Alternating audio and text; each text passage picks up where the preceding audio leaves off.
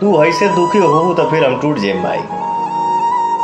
मेरी माँ हंसेगी तो फिर कुछ भी आएगा। तू ऐसे कमजोर हो तो फिर हम तो ऐसा ही टूट जाए।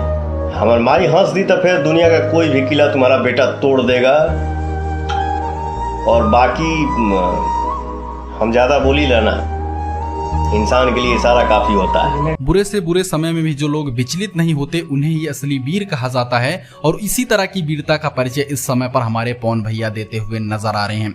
जी हाँ दोस्तों, जैसा कि आपको पता था कि पूरी भोजपुरी इंडस्ट्री को बस यही लग रहा था कि अब की बार काराकाट से हमारे पवन भैया सांसद बनकर लौटेंगे, लेकिन दोस्तों सबके सपने टूट चुके हैं और सब लोगों को यही लग रहा था कि पवन सिंह दोबारा वापसी नहीं करेंगे, पवन सिंह जनता से नाराज होंगे। लेकिन दोस्तों ऐसा कुछ नहीं है। पवन भैया ने अपने इंस्टाग्राम पर ऑफिशियली पोस्ट करके ये बताया है कि उनको कोई दुख नहीं हुआ है हारने से, बल्कि वो अपनी काराकाट की जनता से बहुत ज्यादा खुश हैं। तो इस तरह का दिल होना दोस्तों लाखों में किसी एक का होता है। इसके बारे में आपकी क्या राय है, हमको कमेंट जरूर कीजिएगा।